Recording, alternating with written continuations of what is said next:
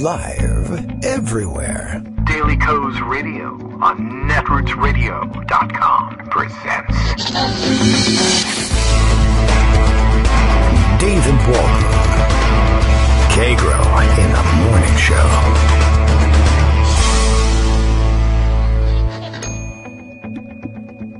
Now, here's David Waldman. Hey, good morning, everybody. How you doing? It is Monday, April 8th, 2019. Do I have it all correct? I think so. Wow, time for another week, time for another show, time for another, I don't know what, excuse from the President of the United States as to why he won't be complying with the law or demands for his tax returns, etc., etc. Big weekend to catch up on. I paid less attention than usual, of course, because we were traveling, and we'll be doing that again this upcoming weekend. I'm losing track of just how crazy Donald Trump is, and it's kind of nice. It's pleasant not to keep up with it, but of course that's our job here. So of course we'll have Greg Dworkin here to bring us up to date with the headlines from over the weekend. I did manage to catch a couple of them, but first I should inform you Daily Kos Radio is live now, and Bill tells us all the way from Portland, Maine, we're sorry, but Kagro X has informed me that his broadcast is full. You'll have to turn around. That's right, we're all full here. No more room for anything. Of course, it's interesting as every time Donald Trump shows his electoral college map, we're all reminded that those vast swaths of red throughout the middle of the country are in many places entirely unpopulated. But whatever, what would the truth have to do with anything? You don't really... Holding up a Trump comment against the truth and comparing it is sort of like a pointless exercise at this point.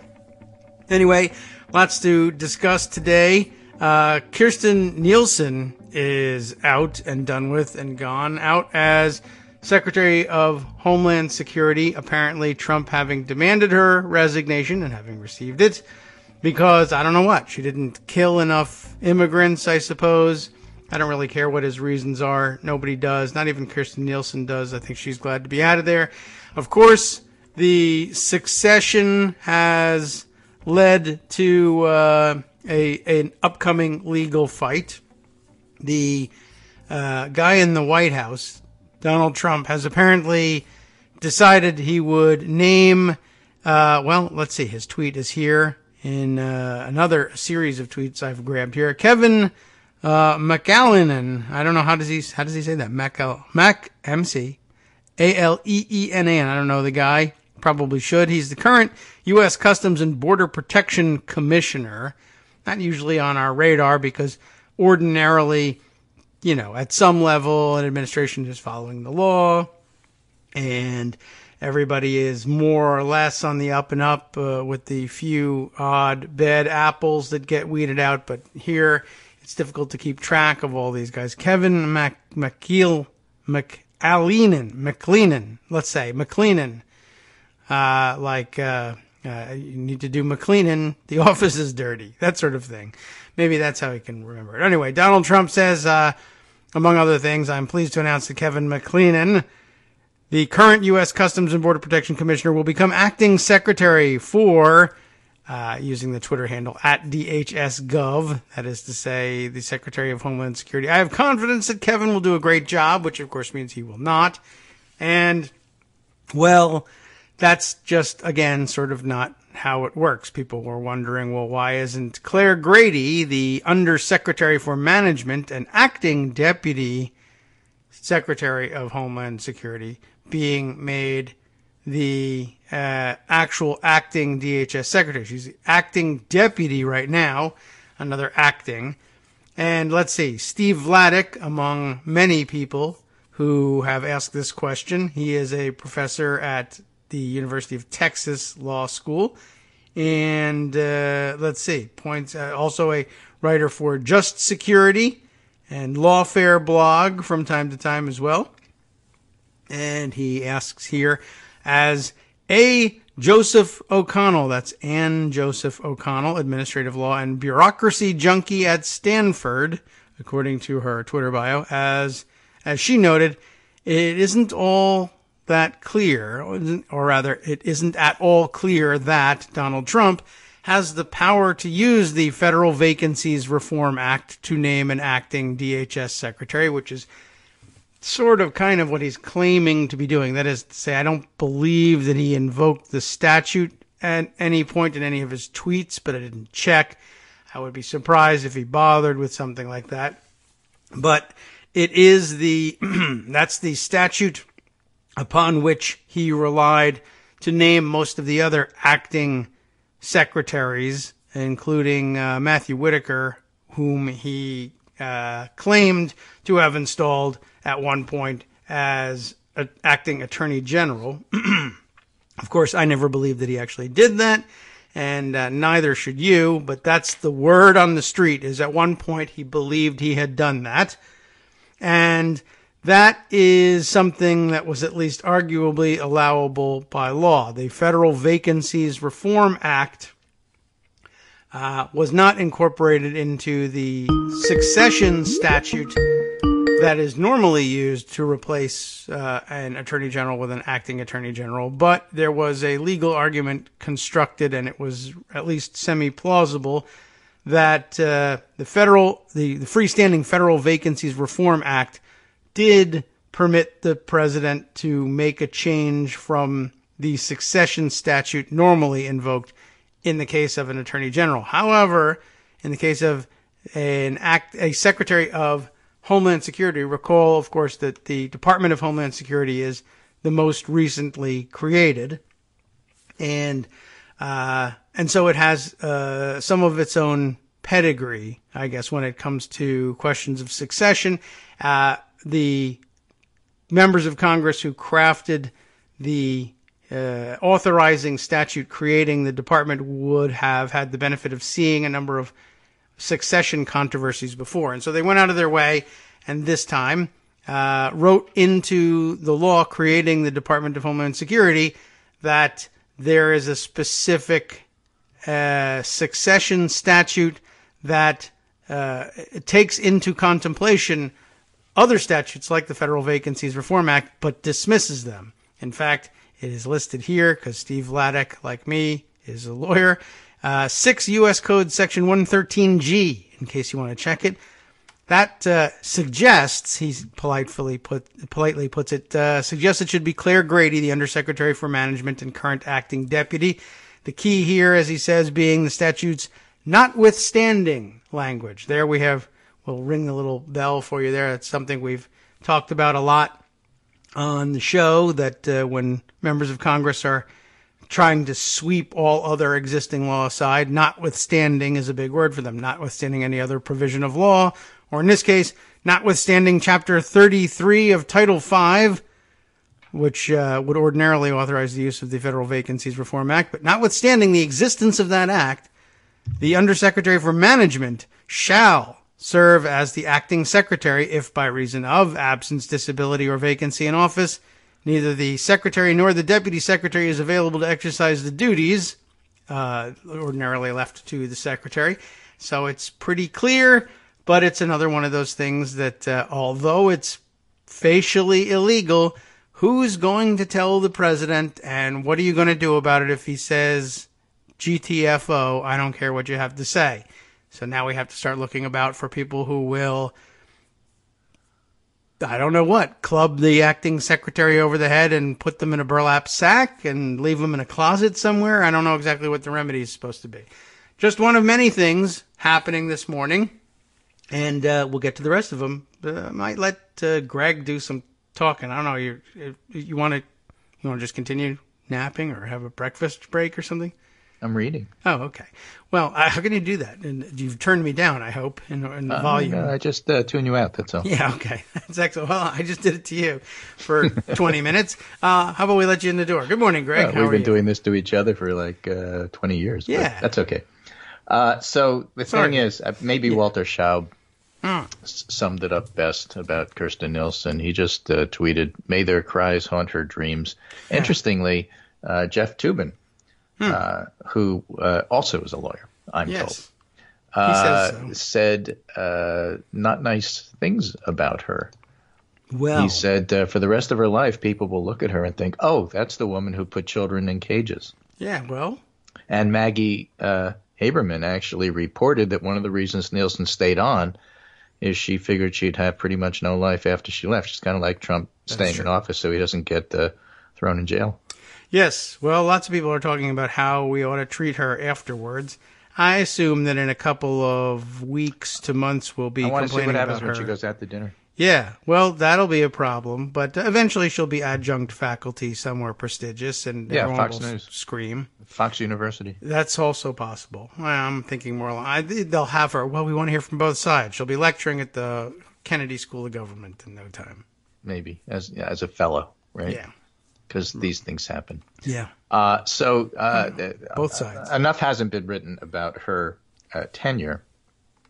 But just to put things in perspective, I thought I'd just remind people of how difficult it is to actually run these agencies, with the idea that if you solely concentrate on the border issues, the rest of the agency doesn't get watched. HHS, we know, is an enormous agency, and it's not unusual for presidents to actually put governors in charge of these agencies because they're so large. And they need a certain degree of executive experience direction. Again, to put in perspective, these are approximate numbers, but HHS has approximately 85,000 employees. The city of Danbury, where I work, has approximately 85,000 residents. So HHS is basically the size of a small city. But wait. You might say, okay, but what about Greater Danbury? What, not just the city? What about the suburbs and the people who live there but commute to the city? Yeah. So the Greater Danbury area has about 225,000 people, which coincidentally happens to be the size of DHS. Oh, well, that's large. So HHS is about the size of a small city, and DHS is about the size of a small city, including the suburbs. And running it is difficult.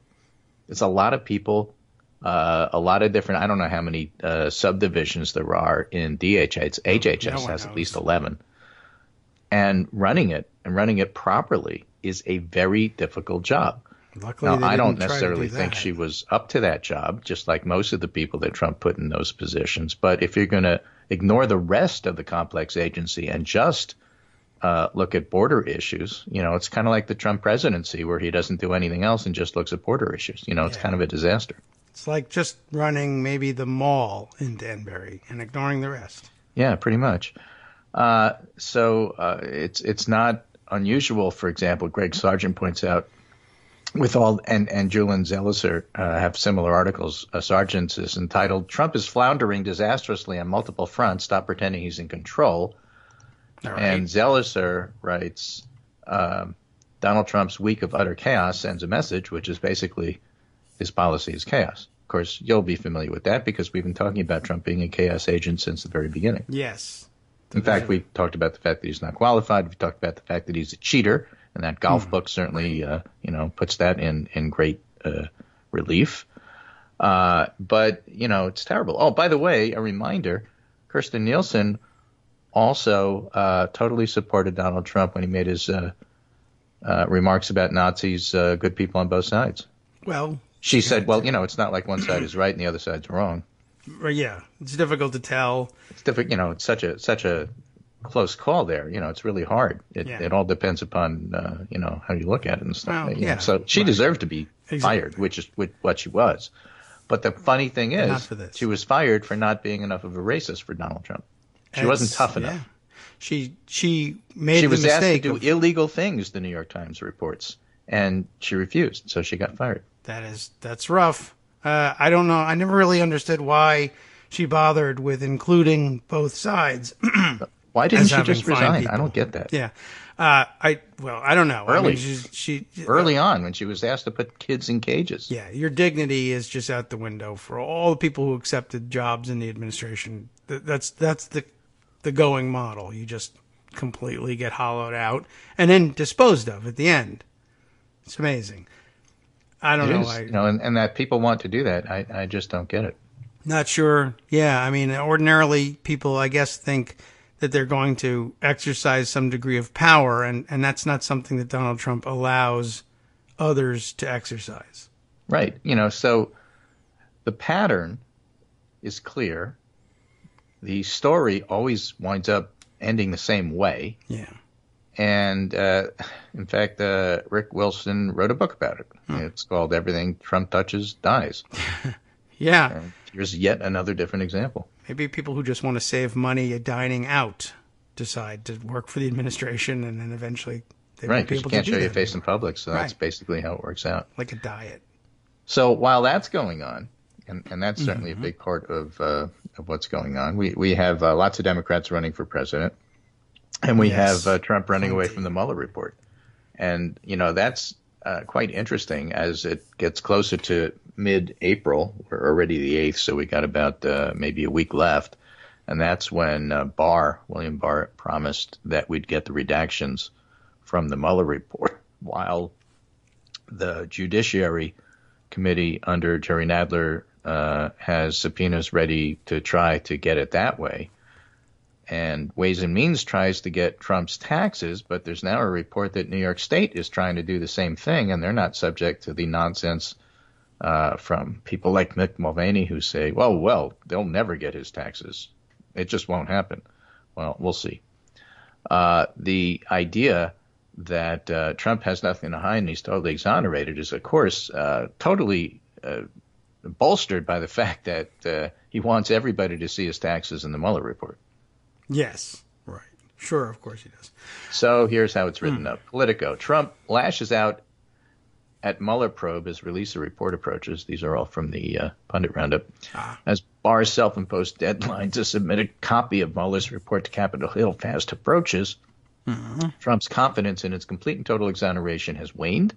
According to one Republican close to the White House, he wouldn't be bringing this up still if everybody was hunky-dory, this person said, referring to the president's tweets about Mueller and his team of federal investigators. Of course, right through this morning, he just keeps tweeting about the fact that even though last week he said Mueller was the greatest thing since sliced bread and everybody should love Mueller, and his polling numbers, not Trump's but Mueller's, skyrocketed among Republicans, this week he's not so happy with Mueller. Best 11 and Vanity Fair. Trump suddenly having second thoughts about people seeing the Mueller report. Strange how his tune changed so quickly. Why the sudden about-face when it comes to letting the public read Robert Mueller's findings itself rather than taking the word of an attorney general who got the job by preemptively declaring that obstruction investigations are BS? As many have pointed out, it's possible that after a week of celebrating, aides have successfully jammed it into Trump's head that no, the report does not exonerate him, and actually he doesn't come off that well, not that they'd ever admit it while doing the rounds on Fox News. According to New York, that's New York Magazine, West Wing officials' initial relief about Mueller not having sufficient evidence to establish criminal conspiracy between Trump and Russia has turned to fear about a president inclined to inflict self-harm by taking things too far.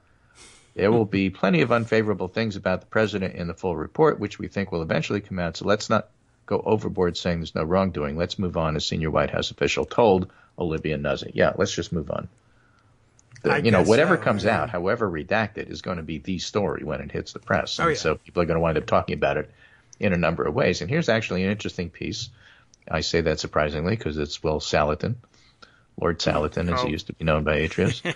Are Republicans lying about the Mueller report? They made 18 extraordinary claims about what the special counsel concluded. Let's see if they're right. They are not. Well, you got to see it to know. Right? Number Well, one, the report exonerates not that Trump. part The of the report question. is there. Vice President Mike Pence has twice called the report a total vindication of the president. Of course, even Barr's letter says it wasn't. Even the brief cribbed book report says it wasn't. So we'll see. Number two, the report rules out collusion. Number three, there's no evidence of collusion. Number four, there's no circumstantial evidence. Number five, nobody talked with Russians. We know, just on the face of it, it's ridiculous. No American was involved in Russian interference. No coordination was attempted. Trump and his associates never came close to accepting Russian help. The campaign rebuffed Russian offers. Just reading the claims gets the hair on the back of your neck up. Mueller's questions to Trump were immaterial. The report rules out obstruction of justice. The report found no obstructive conduct. The report found no attempts to interfere with the investigation. Mueller was unconstrained. Mueller saw no reason to interview Trump. Mueller decided the evidence of obstruction was insufficient. Mueller asked Barr to decide whether Trump obstructed justice, and reports of Trump-Russia contacts were fake news. So we'll see how they stand up even to the redacted version, because they won't. And so what do? You talked about how you hold people responsible. Obviously, the major way is elections. You can't count on Republicans doing the right thing. But here's an interesting story in that regard from the Washington Examiner. David Drucker, one of my leans conservative reporters I like to read because he's pretty accurate most of the time, and he's got a good ear into the other side that is always worth reading to keep yourself informed. Democratic freshmen already posting huge fundraising numbers by David Drucker. And fatigue typically sets in after an election as donors retrench and the grassroots bask in victory. To the extent robust post-midterm election activity continues, presidential candidates usually benefit. But House Democrats, even those not named Representative Alexandria Ocasio-Cortez, are maintaining the 2018 momentum. Michael Steele, a Republican operative, says the Democrats' liberal base is still motivated by their white-hot hatred of President Trump. I think this is the Michael Steele who used to work for one of the speakers. Okay. I think it was Boehner. Yes, sure. All right. Not the RNC chair. Not the RNC chair. Because that'd be a Republican operative, but yeah. Bad Democrats collectively raised more than $1 billion in 2017 and 2018 on their way to flipping 40 House seats. The party lost a net of 2 Senate seats, but successfully defended a handful of targeted seats while capturing 2 from the GOP in Arizona and Nevada. In doing so, Democrats vastly outraised the Republicans, and some Republicans assumed that progressive energy fueling the Democratic Party's green wave of fundraising and activism would cool down. According to this line of thinking, seizing the House and exercising the power would satisfy some of the hunger to combat Trump. But some Republicans are warning colleagues to ignore this conventional wisdom after seeing the initial wave of first quarter fundraising figures from House Democrats who were elected just last November and are far from household names. Democrats are serious about defeating the president, and they want a House that will be helpful. In 2018, Democrats were just getting started, this operative added. Okay. So that's the state of the art right now. All right. I can believe it, I guess. What do you do about it? You take it know. out in 2020. Now, Nick Ahmed tweets, the idea that there's one way to win or lose in 2020 is a false narrative. You'll find this familiar. I say this all the time. We'll need to do persuasion, mobilization, and base consolidation to get to 270. It's also a false choice that there's one path. There's persuadable voters in the Sun Belt and diverse mobilization targets in the Rust Belt. You can walk and chew gum at the same time. Yes, but don't spit the gum out where you'll walk on it later. Right. So how do you do that? Well, here's a really interesting piece by David Byler. David Byler's a data guy. He used to work for Real Clear Politics, now works for the Washington Post. And he put up a piece a couple of days ago called Democrats Should Stop Chasing Trump's Base. We all agree with that. Yeah, easy to catch. I mean, that's easy. Yes. They have their own white working class voters. And the idea here is that the white working class voter group is so large, it happens to include, even if it's only a third of them, a large number of voters who tend to vote Democratic. And so if you aim things at white working class voters, there's nothing wrong with aiming it at them. Now, it may be true that college-educated white people are moving left, white evangelicals vote GOP, non-religious people love Bernie, Republicans now own the white working class. These are truisms that he rattles off. And all of that has a grain of truth to it. But they're stereotypes. And if you ignore the 34% who didn't vote for Trump, for example, out of white working class voters, that's a tremendous number of votes, especially in the Midwest, which are correlated with electoral votes. They do have a few. Yeah. So there's a chicken and egg question here. Voters sometimes pick a party based on some strong identities, their policy instincts, or a few important issues, and adopt that party's views. If Trump gained a voter's trust by challenging his or her anti-establishment feelings, that voter might adopt Trump's position on issues they know or care less about. And if Clinton grabbed a voter by successfully arguing she was more experienced, that voter might shift position too. But the numbers underline why we shouldn't think of non-college educated whites as just one group. That would include a 70-year-old conservative evangelical retired welder in the rural South and a 26-year-old Bay Area socialist agnostic woman who dropped out of college to work at a startup. And they're not the same. They're not going to vote the same. They are not. Now, we've talked about the fact that about half of Trump voters are so solid you can't even touch them. But the other half are potentially persuadable. Yes. And over the weekend, I highlighted a piece by Charlie Cook who essentially said, look, here's how it breaks down. About 35% of the public is going to vote for Trump regardless. And about 45% are going to vote against him. Okay. Okay. And the other 20% are going to decide the election. All right. And they are not paying attention. They don't like politics. They pay no attention at all to the squabbling that happens in primaries. They don't really care about policy. They're going to tune in about 6 months to 4 months before the election. They will decide. And there's enough of those voters that they basically decided 2016, especially in those Midwestern states where things were close. And Charlie's point of view is basically that with that 20% of voters, they'll vote for a Democrat because they've already rejected Trump, so long as the Democrat's acceptable, whatever acceptable means. If they put up an acceptable candidate, the Democrat wins. If they put up somebody that they find not acceptable, then Trump still has a chance. Okay, but yeah, right. We'll say no one really knows what that means. Time to go find out. Well, that's what you spend the whole, election period trying to do, trying to figure out what do you mean by that. Right. But take a Joe Biden, for example. All right. Not my candidate. Hope he doesn't run. But Matt Grossman, political scientist, has some very interesting observations about Biden's standing. He writes in a tweet this morning that I was just looking at. I'll give it to you because I don't think I included it. Oh, okay. But it's short. Biden's support is disproportionately from older voters. And we'll talk about that after the break. Okay. Yes. All right. Well, I can believe that that's the case. We'll check it out over the break. I see another of your pieces. Unless, of course, we are trampled by elephants and eaten by lions. Yes. That Elephant happens. Lion 2020, as John McCarter says. We'll explain that after the break. Okay. We'll be right back.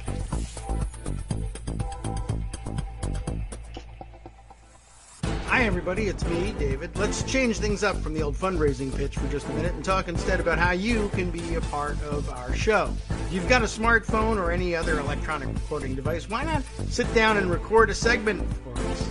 Read us an important article and give us your take. Or read one of your own original essays, or even just give us your commentary on something you'd like to share that's important to you. Then send the file to me at kagrox@gmail.com, and I'll try and work it into the show.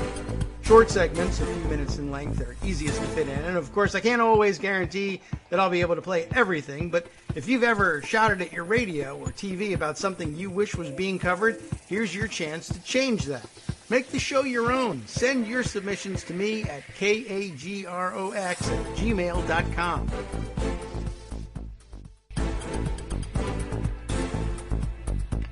Welcome back now to the Kagro in the Morning Show here on Netroots Radio. We are back with Greg Dworkin, still rounding things up. And, yes, we're supposed to explain the great new bumper sticker. Yes. What happened is there was this poacher in Africa, and he was going after rhinos, and it's not really clear how his cunning plan went wrong, but apparently he was trampled by elephants and then eaten by lions. That is where it went wrong. And so that's why Elephant Lion 2020 is now the new bumper sticker. So an interesting coalition they've put together there. Rhinos, lions, and elephants working together. Right, mass hysteria. It's what happens. So speaking of mass hysteria, let's talk about Democratic primary election polls. Oh, yes, right. Okay. This is from Matt Grossman. Matt Grossman is a political scientist who I follow. He and Dave Hopkins wrote a book called Asymmetric Politics, highlighting the fact that the Democrats and the Republicans, in terms of political party and structure, are not mirror images of each other. They are completely asymmetric. Republicans are ideologic, and Democrats are a coalition. And so because they're a coalition, there's always a lot more infighting on the Democratic side than there is on the Republican side as people try to get their coalition politics ascendant and or at least covered. Mm-hmm. Interestingly, Harry Enton just tweeted this morning some data about party ID self-identification. And within Democrats, for the first time in years and years and years, liberals outnumber moderates and conservatives. Okay. And even though they're still at 50-50 with the liberals a tad ahead, it's still a reminder that half the party is moderates and conservatives. I guess that's true. Okay, and so who are they? They tend to be the older voters. Now, Matt Grossman writes, Biden's poll support is disproportionately from older voters. Despite assumptions, it's not strongly concentrated among men, among whites, or among moderates. The flavor of the month candidates so far are all competing mostly for younger voters. I see. Right? Yeah. So if you want to knock Biden down, you're going to have to make an appeal. Those other candidates, be it Pete Buttigieg or Beto O'Rourke or Kamala Harris, whoever it is, Cory Booker, they have to appeal to older voters. Otherwise, Biden, because older voters tend to vote and they tend to be the more numerous group. Yes. And so if you don't appeal to them, you're not going to win. All right. That's not going after Trump voters. We're just talking about Democrats here. Right, right.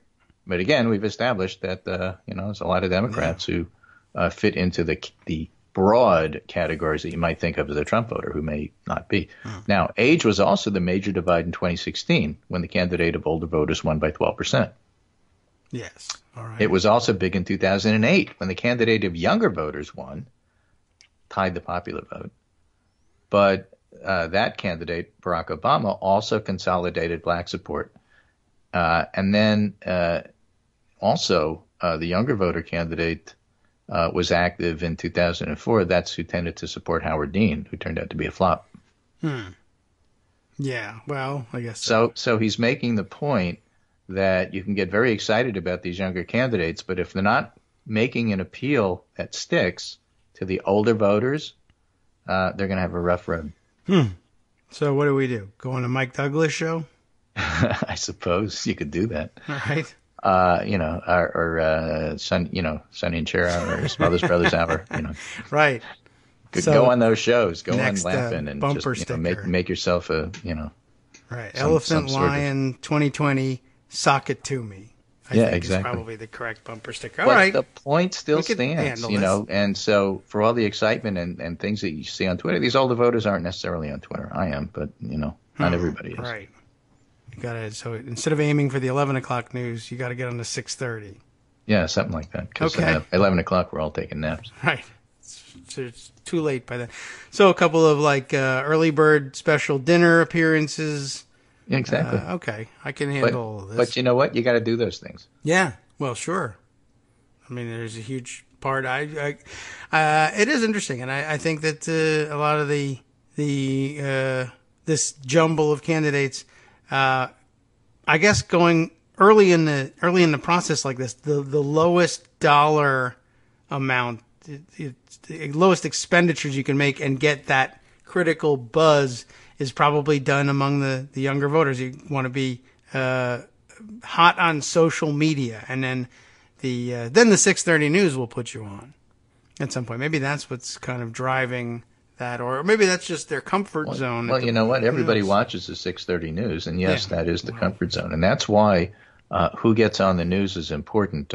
People have been noticing, for example, that the women candidates, and we have some very good women candidates, including Kamala Harris, including Elizabeth Warren, who especially Elizabeth Warren, but Harris also, are coming out with great policy that just isn't covered whatsoever, and who winds up on the Sunday shows as Beto and Pete Buttigieg and maybe, Andrew Yang, so we can talk about circumcision. Yeah, how did that happen? Right. And anything else he wants to talk about. But the women candidates are nowhere to be seen. And why is that? I don't know. Sunday shows hate us and want us to be annoyed. But Sunday shows are a way to appeal to older voters as well. They are. That's true. Although, I mean, who watches Meet the Press? A church or something. I don't know. Not me. You got to be like 80 years old to watch Meet the Press. Right. Well, that's a good question. I'm curious as to why any of these things happen. Sunday shows are always a huge mystery, except the only solution to them is two Republicans for every Democrat. That's like a rule. Yeah. And that's been the problem for a long time. And so here you have 10,000 Democrats running for president. At least, I guess, this forces them to put Democrats on from time to time. But I guess... Right. Of course, my theory about strange. this is fairly simple, and that is that it doesn't matter how neutral a reporter is. It doesn't even matter how liberal a reporter might be. They don't write their headlines, even if they report the news. They don't do the assignment desk. And ultimately, the publishers, including cable, people like Jeff Zucker, are basically Republicans. And, they act more like courtiers than they do, news people. And so whatever happens in the Trump administration is normalized and kept as if this is the way things always are. So, like, why are you making a big deal about it? Oh, Trump just, murdered 97 people, right in front of your eyes. Well, let's talk about how that's really unusual. Yes. And then let's get on to the next, issue. And, of course, that's an exaggeration. He hasn't murdered anybody like that. But, he famously said he could shoot somebody on Fifth Avenue and his base wouldn't care. And that's true. And the media, reports as if that's also true. So it's refreshing when you have a Jeff Bezos, for all of his flaws, and you can think of many, who at least will report the news, even if it's contrary to administration likes and policy. And the Washington Post front page, at least the digital front page, has been quite critical of Trump, his approach to the Mueller report, critical of Barr, critical of Kirstjen Nielsen. And that's basically, the way all media ought to be, afflict the comfortable and comfort the afflicted, all of that. Yeah. And people forget to do that, and it's like, oh, Trump said something interesting. Let's just do this. It's worth clickbait. Or, let's just put a Trump rally on TV for 2 hours unfiltered because, it's propaganda, but we just want eyeballs. And so the infuriating approach of not looking at this critically is a huge part of the problem. Regardless of that, Trump's still not the favorite to win. And that 20% would be happy to get rid of him if only they have somebody that they feel comfortable with. Mm-hmm. Well, now, the other side of the coin there is, as we were talking about the Democratic money raised toward almost invisible House races for 2020, is the fact that if the liberal base is still white hot against Trump, you don't have to make Trump the focus of what presidential candidates are running on. That's already the background. That's already there. It's already accepted. It's already true. And so you can concentrate on policy. It frees you to talk about what do you want to do about healthcare and other things that people actually care about. That 20% especially. You already have your base. You're not going to lose them. Okay. You're going to throw them in as an applause line every once in a while. Hi, Cleveland. Just Trump act accordingly. sucks, point out that Kirstjen Nielsen sucks and throwing kids in cages wasn't a good idea. Let's talk about healthcare. Yeah. Well, every time, if you feel the energy of a speech waning, you can do it in a sentence and then get some applause and then go back. You'll get some applause and then go back to your policy stuff. Right. Yeah, I guess you could give that a try. And then maybe a socket too. That's my unsolicited advice for people running. Stick to policy, but don't forget, Trump. Trump isn't the single only focus. And that's because you already have that. Work on the stuff that you don't have. All right. If you're a Pete Buttigieg, make an appeal to older voters. Yes. Try and think of a clever way of doing that. Well, he's doing that. That's why he's getting so much attention. Is that? Oh, okay. I had not realized that it was working. We get, what's he doing? He's gotten plenty of press. Well, he's he's talking about being nice to the other side, and that's everybody has to, keep in mind that religion is important, and the way he does it is a better way than, let's say, Mike Pence does it. These are things that actually have a broad appeal. He is not my chosen candidate, but I think he's going about trying to make his voice heard the right way. Of course, he has the super extra advantage of being male, which means he gets a lot more attention. It's not fair. It seems to be working. But it does seem to be working, right? So why? Older voters. They seem to like that male thing. Yeah. So again, I would much prefer, I was just thinking about the chemistry between them. And what about a Kamala Harris-Elizabeth Warren ticket? That would be interesting. But, will you win? I don't know. We'll have to ask the older people.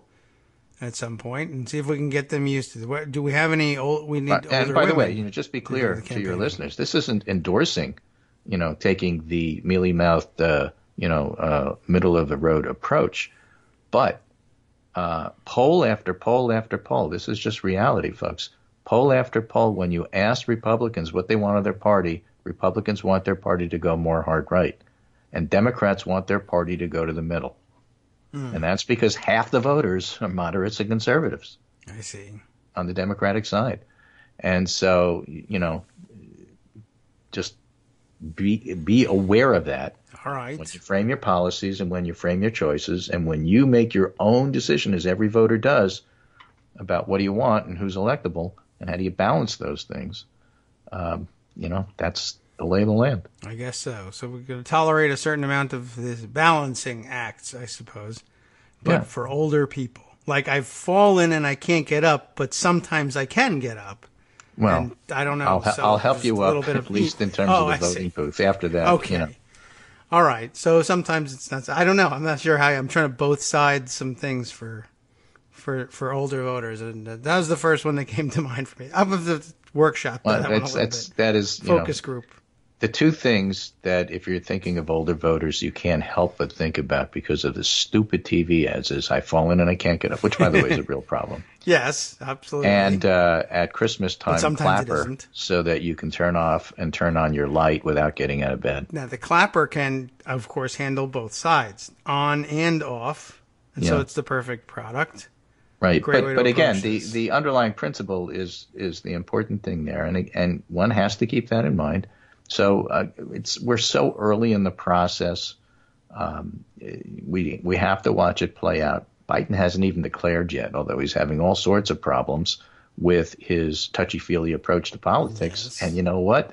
Guess what? A lot of that is going to turn out to be generational. That may very well be.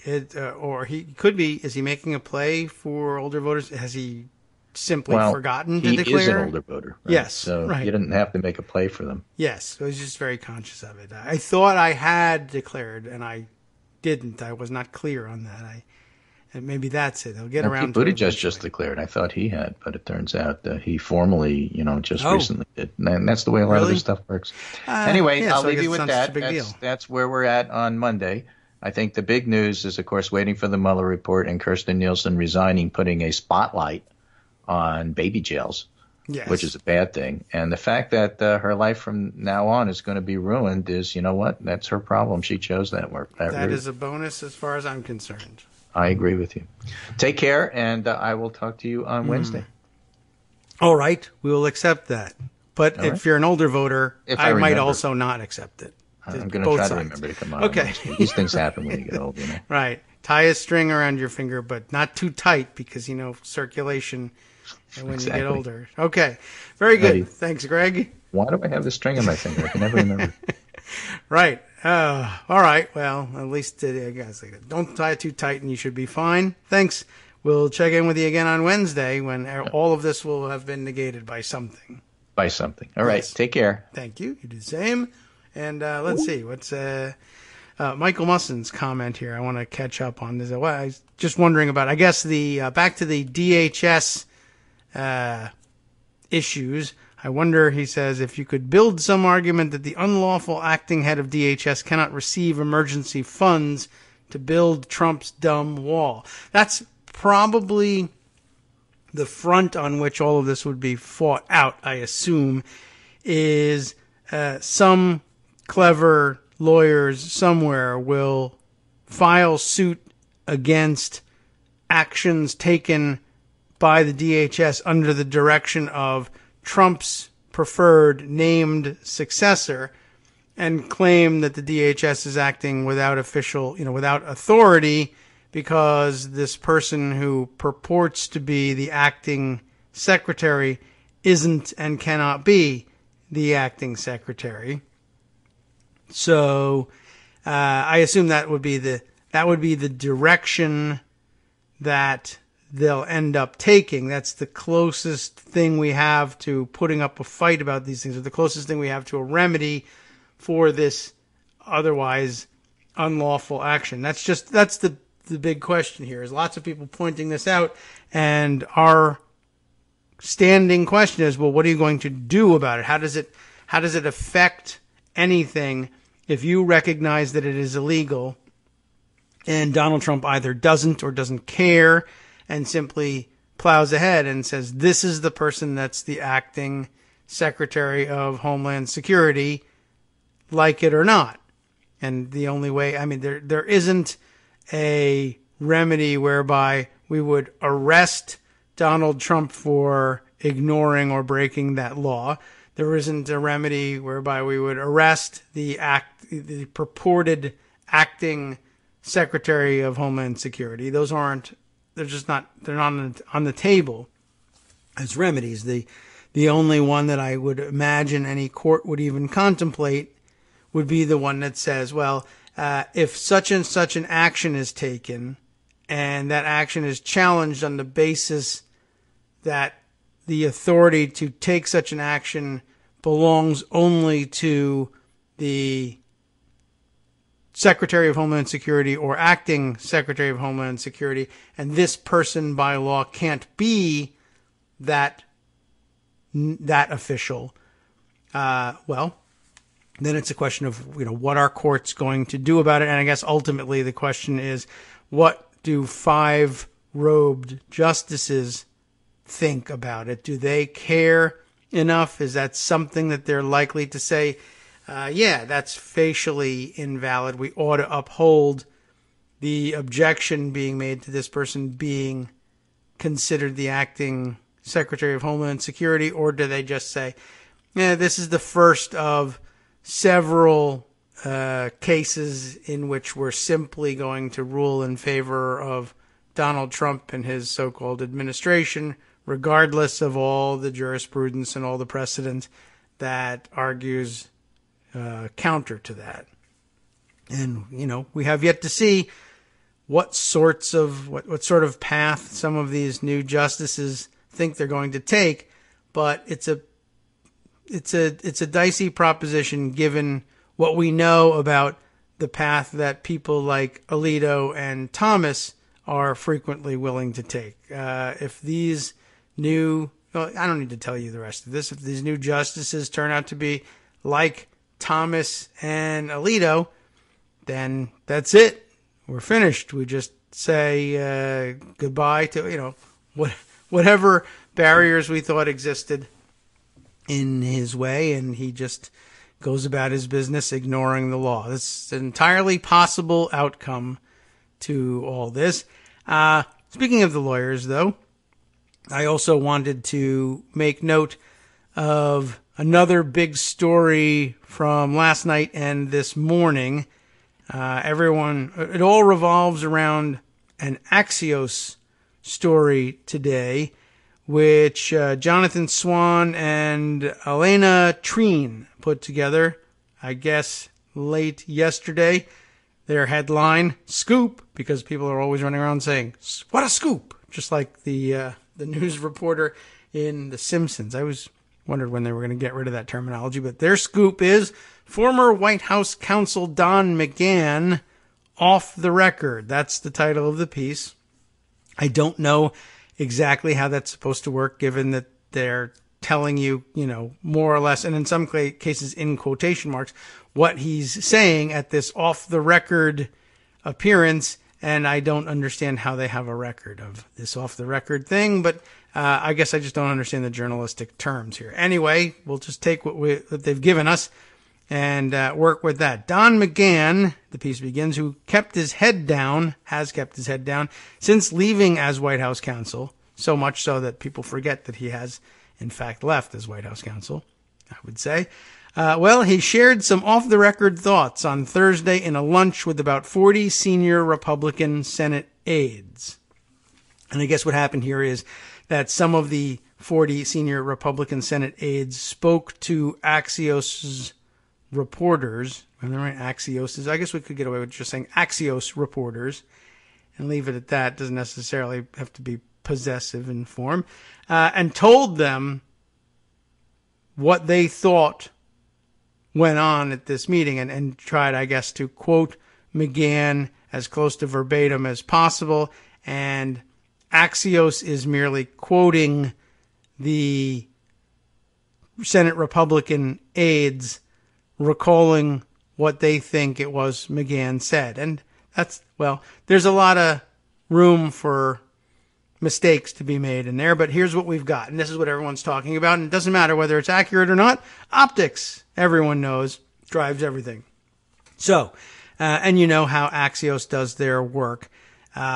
They turn in their outlines as stories. Who, what, where, why, when, how, with little, who spoke, Don McGahn. They just fill it out like a ditto sheet when you were back in grade school. Here's the details, details, why it matters, et cetera, and then bullet points. So here's the details. I don't know of what, but that's what they say. Details. Quote, I spent the last couple of years getting yelled at, unquote, he said, that's McGahn, per two sources at the lunch, held in the Capitol's Strom Thurmond room, which tells you something. I'm not sure what or about whom, but they still have such a room. And when Republicans want to get together with Don McGahn, that's the room they choose. So I guess here again, Vox, the other expensive mainstream media outlet that plays at being digital and edgy with the X in it, Axios, must be quoting some of the people, or at least in this case, two of the people at the lunch who say Don McGahn said, I spent the last couple of years getting yelled at. And you may soon read about some of the more spirited debates I had with the president. That's the end of the quote of the senior aides quoting McGahn, purportedly.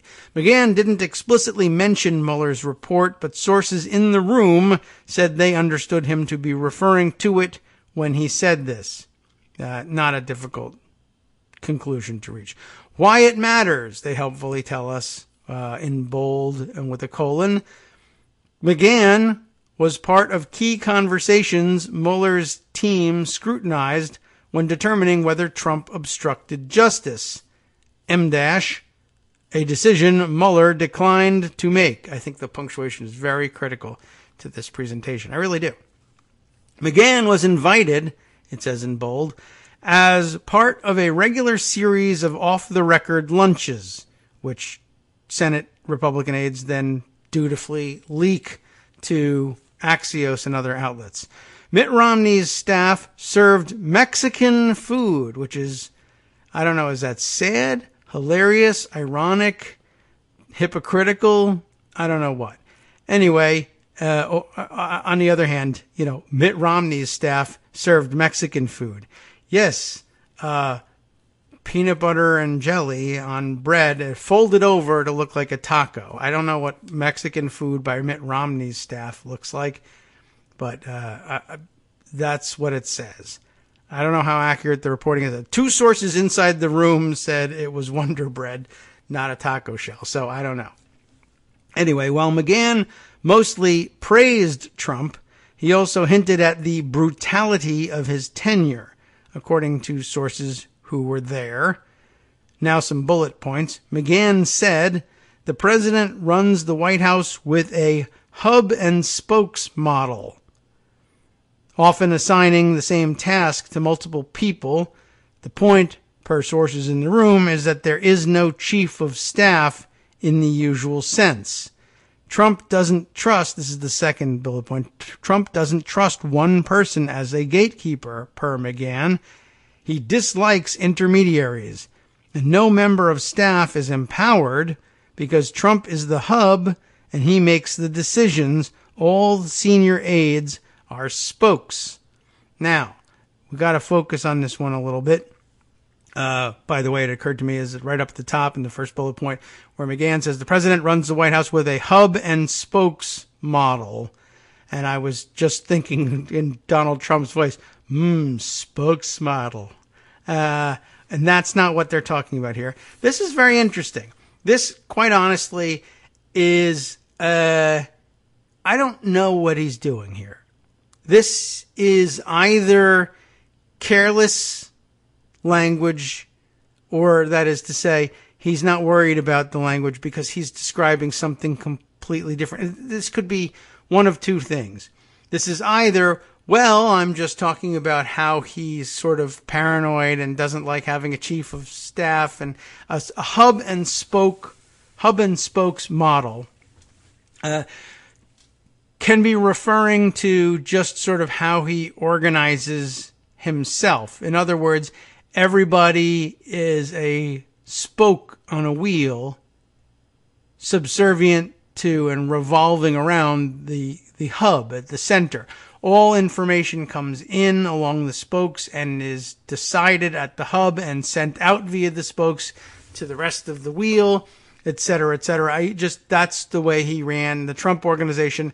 That's the way he's going to run his presidency. Of course, he maladministers both, which is not surprising. He was never really in competent control of the Trump organization, which is a relatively small operation. So there was no way his model was going to work here.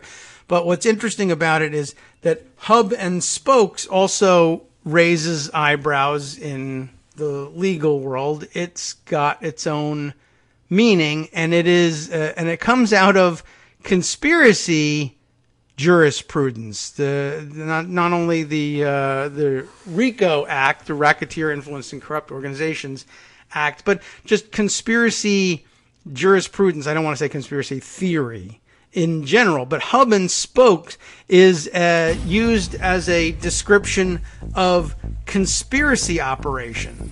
That is to say, if you have a number of 5, 6, 10 independent actors, all of whom will claim not to have been part of a conspiracy because they only did X thing for the big boss, who's the hub. If the hub is working this way and the spokes appear to be independent, but they're all coordinated at the hub, conspiracy exists. That's what establishes conspiracy.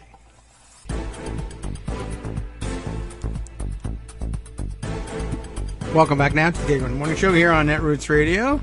All right, finishing up our break here. Anyway, let's see. I've just seen an interesting message here that I'll pocket for later. But I was just saying before the break, you should take a moment if you've got one and look up hub and spokes and in Wikipedia, and along with the word conspiracy, there's actually an entry out there on it. I mean, I'm not kidding when I say that this is. I mean, it's a term that can be used in a number of different ways, including not in criminal conspiracy context, but it's strange that he would choose something like this because it has such a strong connotation. There's actually a Wikipedia entry, and I didn't write it. It was already there, on hub and spoke with hyphens. Hub and spoke conspiracy. I mean, it's not terribly long, but I mean, I can give you the basic rundown of it. But I guess what's most surprising to me is that Don McGahn would choose that term, those words, to describe things. Like, I know he probably will argue, and he might even mean it, that I was just saying this is his management style. I just think it's interesting because for the last 2 years plus, whenever somebody is asked, what's Trump's management style? How does he run the White House? What is it? People are always saying chaos. Chaos is the overriding MO.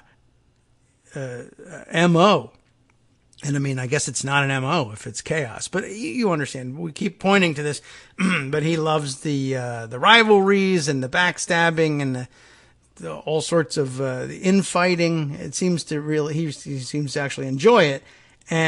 But chaos is the description most people give to the management style or the atmosphere inside the White House. And to choose another word is interesting in itself.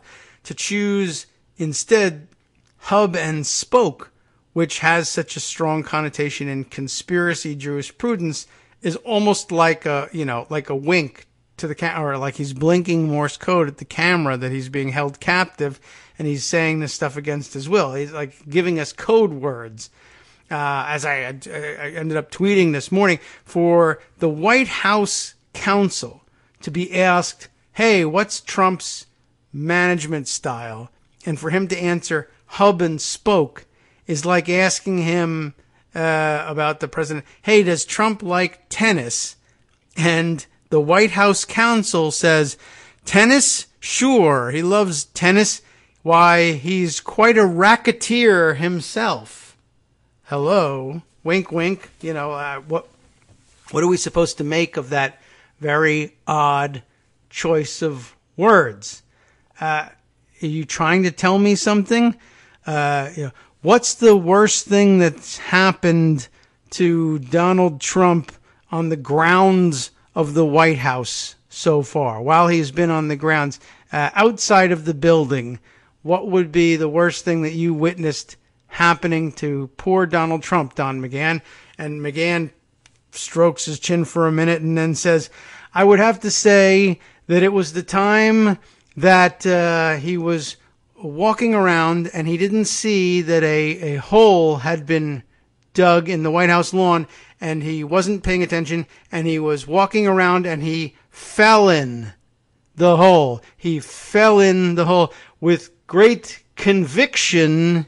He fell. It's like, are you kidding me? Hub and spoke seems like a very odd choice of words. But again, he could just mean, he loves to be the decider. And I mean, George W. Bush said that about himself, and nobody necessarily thought it was a description of conspiracy theory. But I guess maybe the thing to do is to share with you the Wikipedia entry here so you can get some sense of what I'm talking about. If you didn't go to law school and hear about how criminal conspiracy can be established, this might sound like nonsense to you.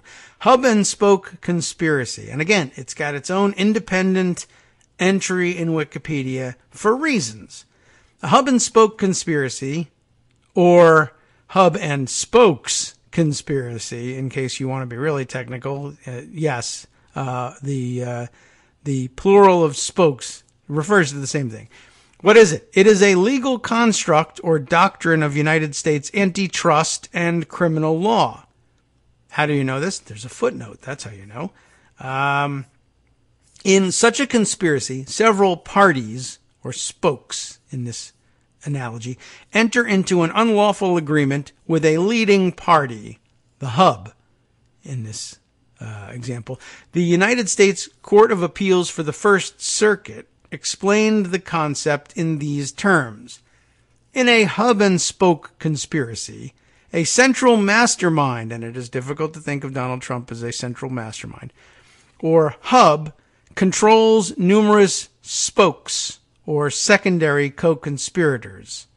These co-conspirators participate in independent transactions with the individual or group of individuals at the hub that collectively further a single illegal enterprise.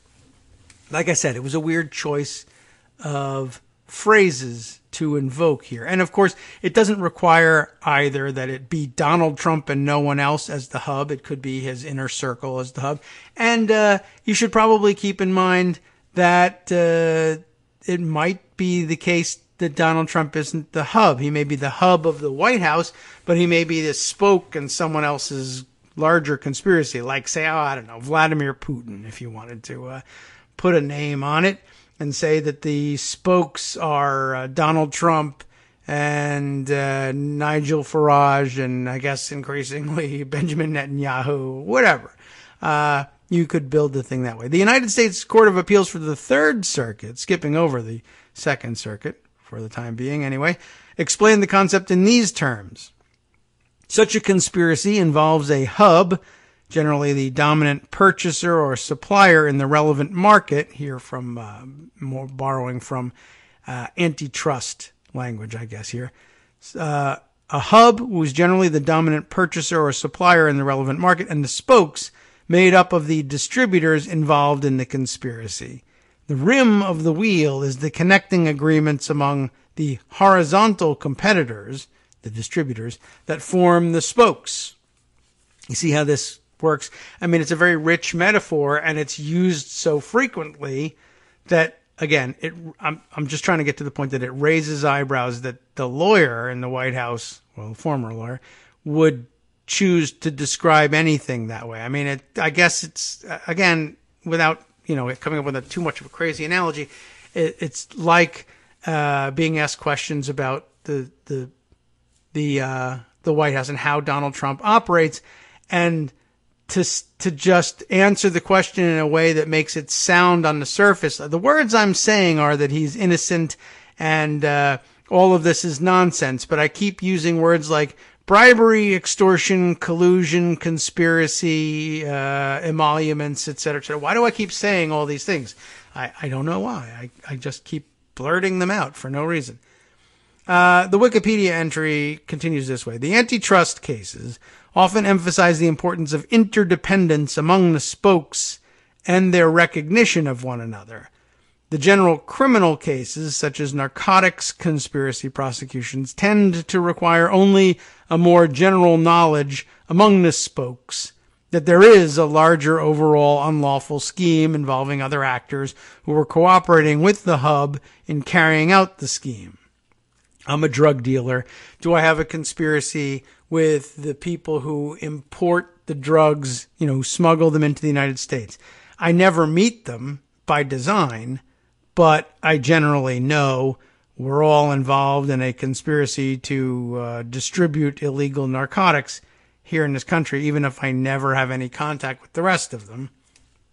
But whoever it is that receives the drugs from the smugglers and turns it around to, some big-time dealer who then divides it up and gets it to us small-time dealers who then hands it over to the street folks, you get the idea.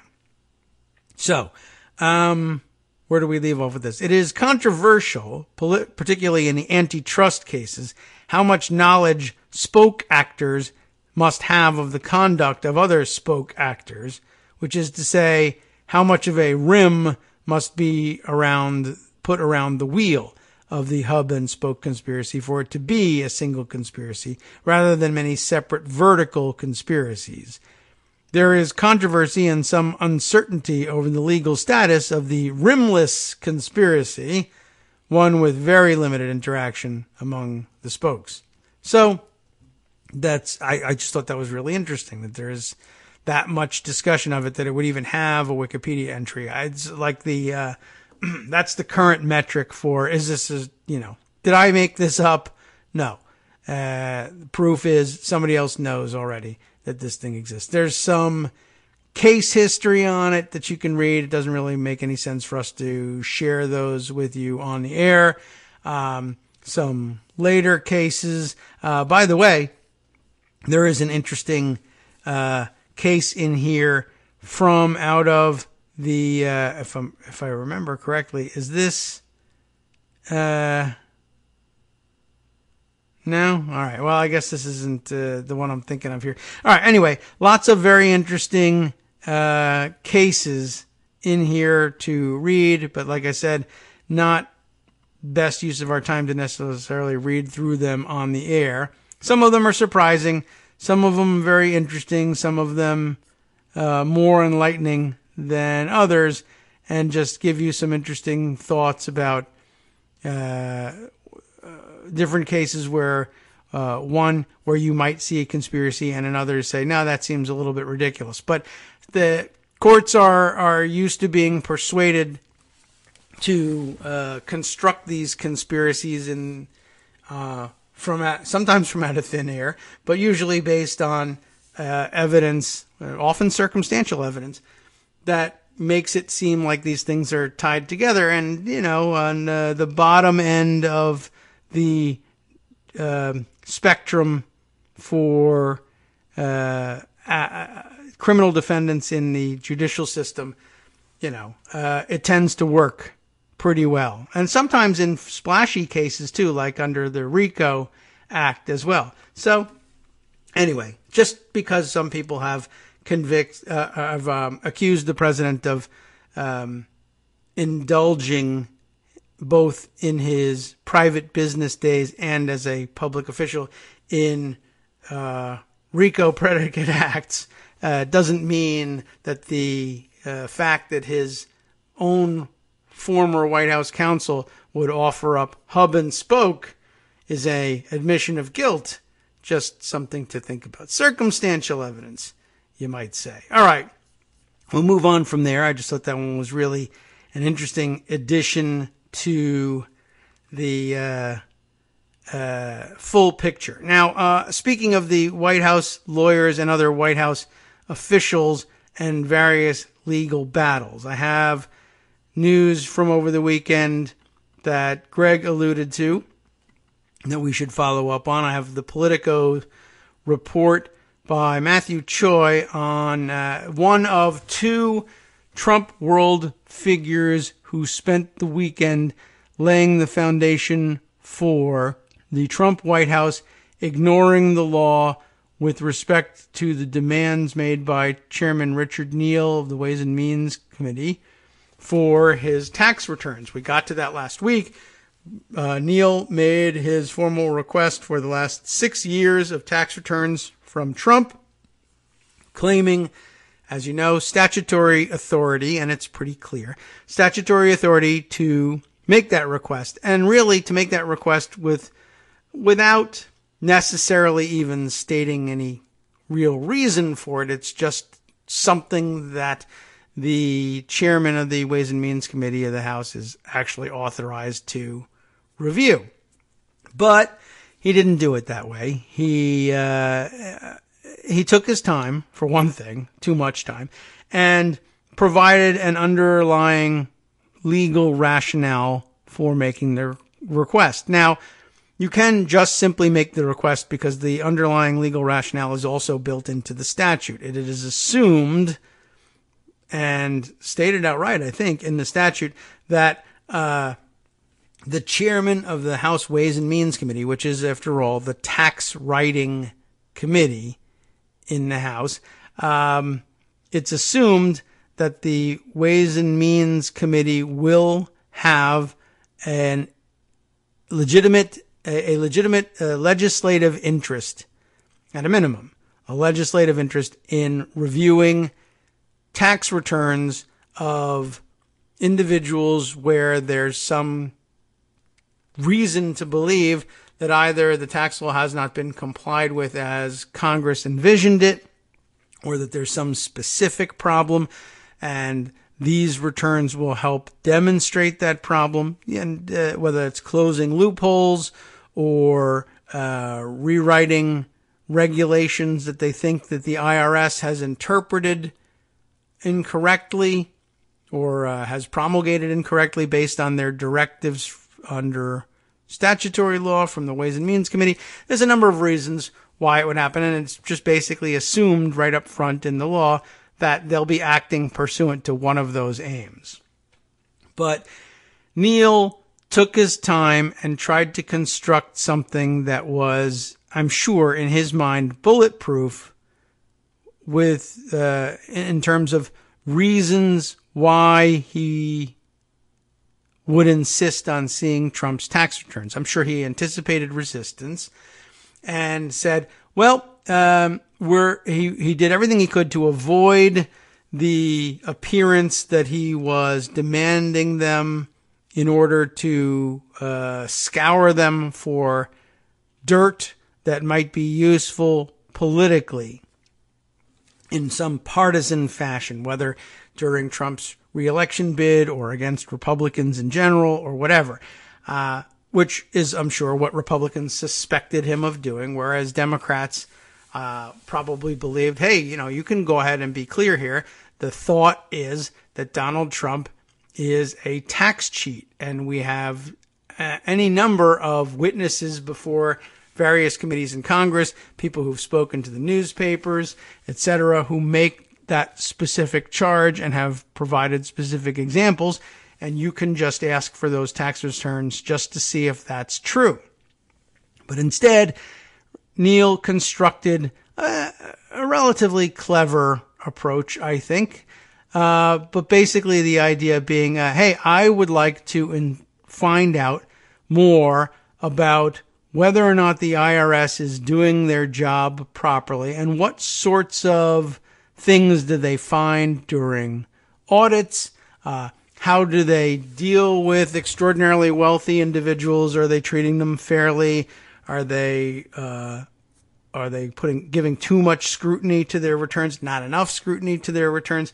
In other words, he was requesting them in his role as the chairman of the Ways and Means Committee, performing oversight over the IRS and how it treats certain taxpayers, particularly certain taxpayers who claim to have been under audit for years on end. So some of this is Trump's own doing. He laid the groundwork for these requests. He keeps saying, I'm under audit, I can't show you because I'm under audit. And the chairman of the Ways and Means Committee would have good reason to question why this audit is taking so long. And it's a sort of a clever thing because ordinarily Trump shouldn't be able to then wiggle out of it. How dare you request my tax returns while I'm under audit? And the answer is supposed to be, well, we're trying to figure out what's taking so long with this audit, because that it oughta not take so long, I guess, is one answer you could give. So it's very clever and all that, but you gotta laugh out loud at a certain point, because the argument was constructed by Chairman Neal and other Democrats who favored a go slow approach. It was constructed to be bulletproof so that when Trump's lawyers and spokespeople and proxies put up the expected resistance to turning the tax returns over, or you would have expected that they would have wanted to offer that resistance, those options wouldn't be available to them. No, this is being done for partisan purposes. Oh, this is being done, it's a part of a witch hunt. Oh, it's presidential harassment. No. All those things are not true because we're looking at them for this reason, which is very clever and different. Well, I laugh because they should have been able to anticipate that Trump's lawyers and spokespeople don't care whether there's a logical response to their gripes. Oh, this is being done for partisan reasons. No, I'm the chair of the tax writing committee, and we're just trying to find out how it is that the IRS conducts these audits, because poor Mr. Trump is the victim here. He's been under audit for several years in a row, and we'd just like to find out what the hell's going on over there at the IRS, you see. That's not partisan. You should absolutely comply with that, because you're probably scratching your head about why the audit is taking so long, too. And, of course, in a normal situation, the lawyer would say, damn, you got me. My stupid client painted me into a corner. But not the Trump administration. The Trump administration simply says, like I said, partisan. So no. All the work that went into this, planning out this fantastic, clever, too clever perhaps by half, reason for requesting the tax returns is undone. I mean, we've yet to see who prevails here, but the whole thing rhetorically is undone by lawyers simply reading the same cue cards they had before Neal began his work. We're just going to say no, and that the whole thing is a partisan witch hunt. Well, watch this. I'm going to spend 6 months cobbling together a very clever legal argument that will totally obviate any claims that we're doing this for partisan reasons. Ready for it? Here it is. And it's cast iron, rock solid. Nobody in their right mind could possibly dispute that this was being done for proper oversight purposes. What do you think of that, Jay Sekulow? What do you think of that, Mulvaney? And the answer is, I refer my colleague to the reply I gave some months ago, before you even started this stupid exercise. It's a partisan witch hunt. Goodbye. And that was it. And Neal is standing there with this perfectly crafted response, sputtering. So now we have to see, though, can they get their hands on this stuff? And it becomes a game of physical possession.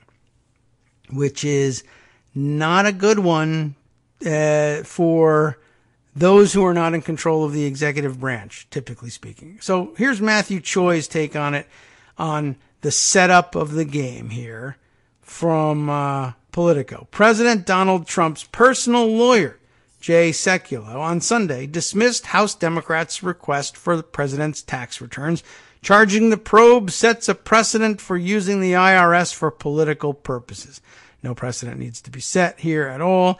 The authority is statutory. This should be open and shut. But why shut it when you can stand there and insist that there needs to be a long, drawn-out process of litigation during which you will pound the table and say collusion, delusion, collusion, delusion over and over again, and see if you can make it last long enough that Democrats start getting nervous because an election is coming.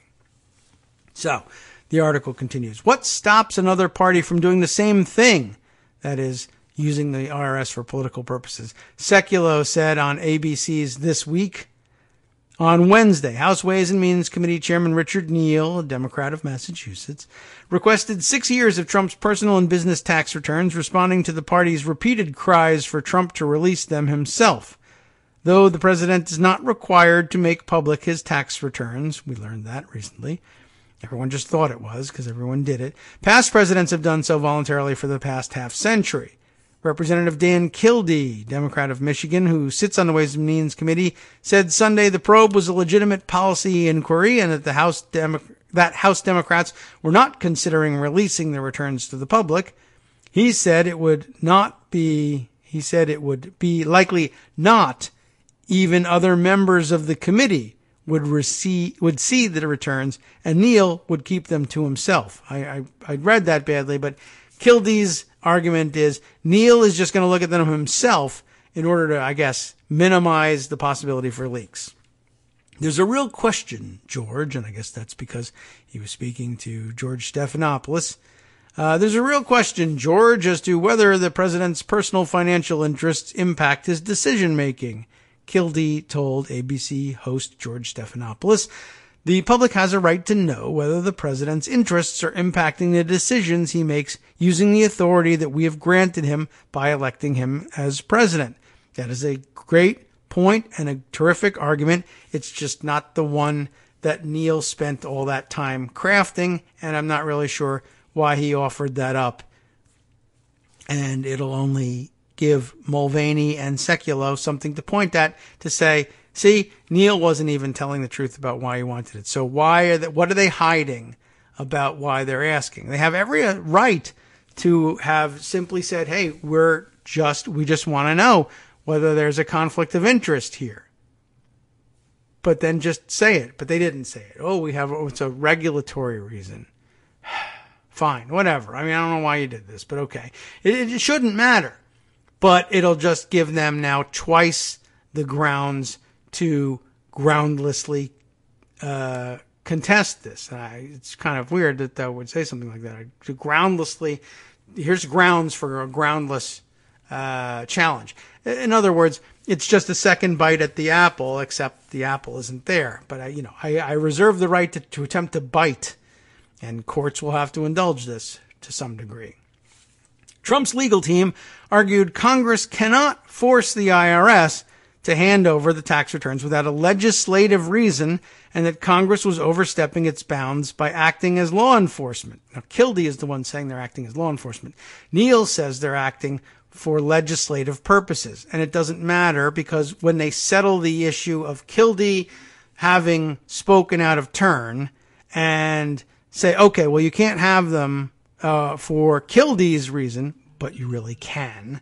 It doesn't matter. But supposing they get to that conclusion, then, of course, someone will say, well, that doesn't matter because Neal was asking for them for a different reason, at which point Sekulow and Mulvaney and all the rest will say, oh, well, that reason is invalid too. It will just now take you twice as long to defeat me because I have two separate lines of reasoning to attack instead here. All right. So, we're coming up on our next break here. But let's squeeze in perhaps another paragraph while we wait. On Sunday, Sekulow dismissed any notion the request had any policy value, and characterized it as weaponizing the president's personal finances. He also pointed out that several House Democrats have not made public their taxes, and that it's illegal for Congress to disclose people's tax returns, which they aren't planning on doing, including public officials, without their consent. The president has not asked for Nancy Pelosi's tax returns, Sekulow said, and that is actually the end of the article. Amazing.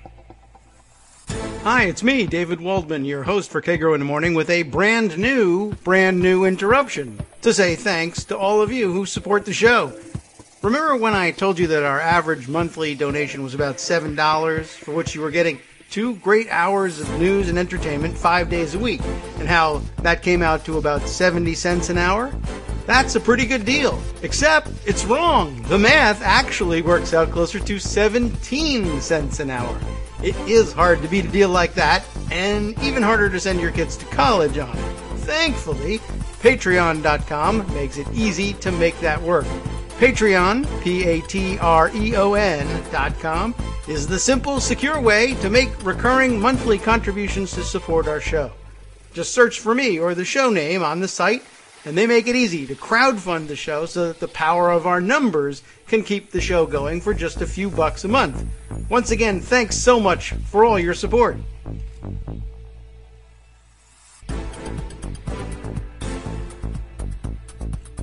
Welcome back now to the Kagro in the Morning Show here on Netroots Radio.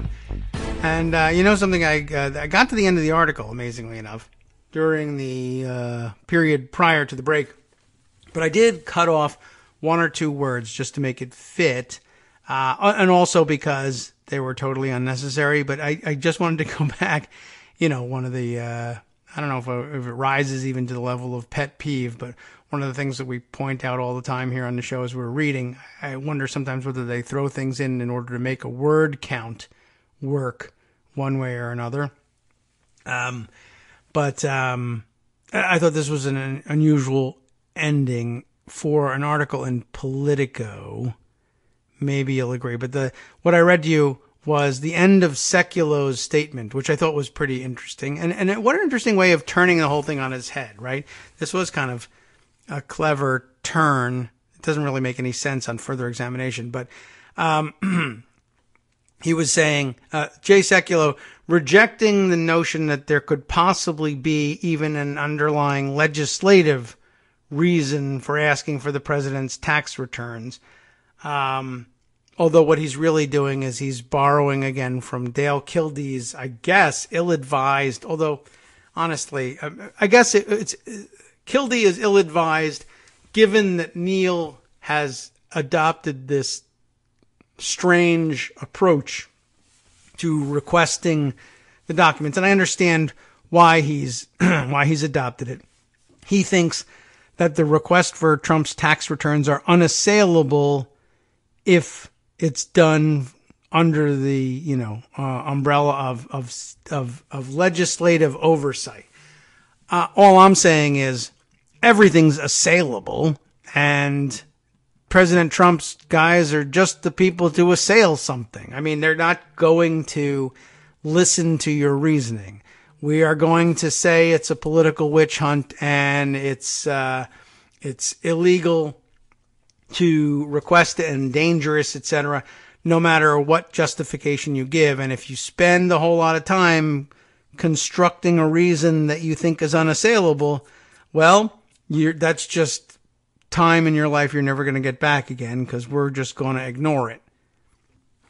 So, I don't know. On the one hand, it was perhaps wise from Neil's perspective to do that so that he could go on the show and say, no, Sekulow is out of his mind. He's talking about something completely different here. His points are totally inapposite to the points I've made here. However, Richard Neal did not go on the show. He sent Dale Kildee, who offered instead the very excuse for the request that Sekulow's objections were designed to refute, groundlessly, but they were designed to refute them. It doesn't work, but that was the plan. So I don't really know. I cannot tell you why, except that they're Democrats. Why did that happen that way? Anyway, so Sekulow came on with the cue card to say, I heard basically what the subtext is. I heard that Richard Neal spent weeks constructing a legislative reason to ask for Donald Trump's tax returns. I have only one argument to make to refute any request for Donald Trump's tax returns, and that is that if you're asking for his tax returns, it's because you're engaged in a political witch hunt against him. Now, I heard that you were going to say that it has legislative purpose. So if you do say that, I will say there is no legislative purpose that exists, and it's just a witch hunt.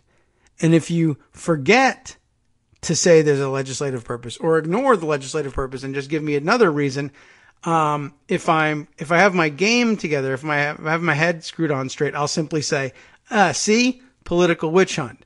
If I don't have it together, I'll just read the card, and eventually it will say, you said it was for legislative purposes, but it's really a political witch hunt, and I will have delivered my message either way. So anyway, on comes Sekulow, who dismissed any notion that the request had any policy value, because he was thinking he was going to be responding to Neal, and characterized it as weaponizing the president's personal finances, which was something he was going to say, whether it was Richard Neal saying he had a legislative purpose on the other side, or Dale Kildee or someone else saying, no, we're actually doing it to see whether there's a conflict of interest here. Now, the other argument that he had in his pocket, in case somebody said, we are reviewing things to see whether there's a conflict of interest that could potentially, highlight some wrongdoing on the part of the president. What I'll do is I will say, well, conflicts of interest could arise at any level in the federal government. And if reviewing tax returns for a president is a legitimate method to see whether he has any conflicts of interest, then it must certainly be the case that most people viewing this show on Sunday morning from the comfort of their living rooms and without thinking too deeply about it, that they will think, well, members of Congress could also have conflicts of interest, and we haven't seen their tax returns.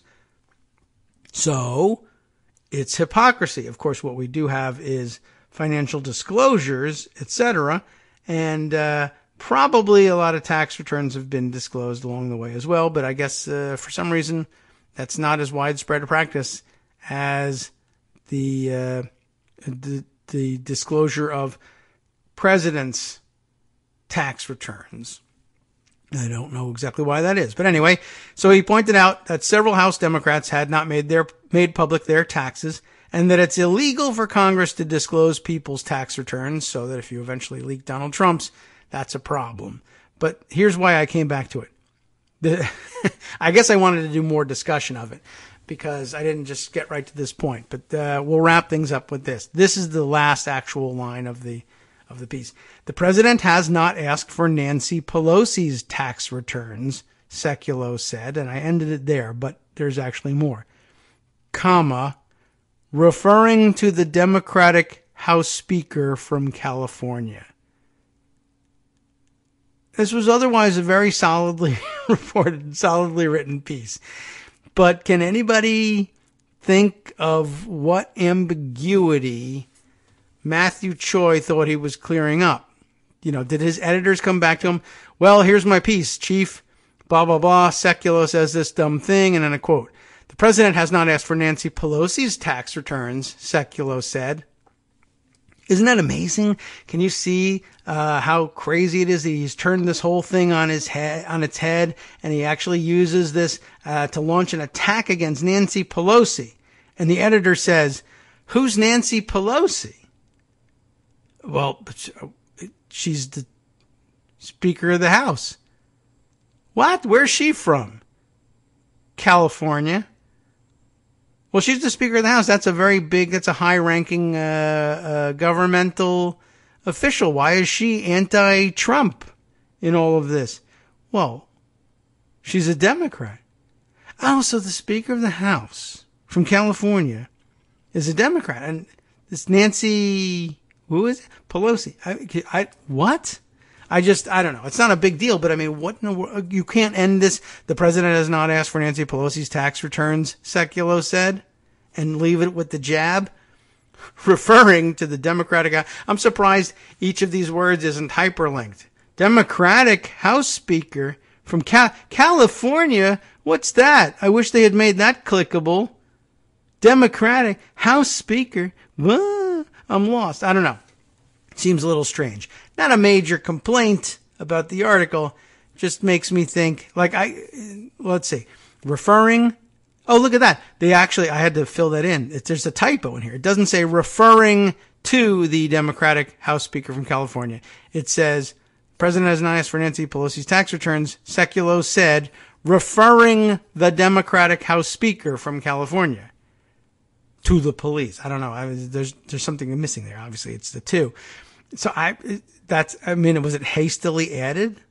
Referring, if it had the word to in there, to the Democratic House Speaker from California in particular, seems really unnecessary. So that's like 8 words. So I guess my question is, did he say, I want you to write me, I don't know what, 800 words? That seems to be a number that they settle on all the time. 800 words on this Sekulow appearance on thing, and throw in something about Kildee there too. And okay, 800 words, and they came up, it's 792. I need 8 more words. Get to it.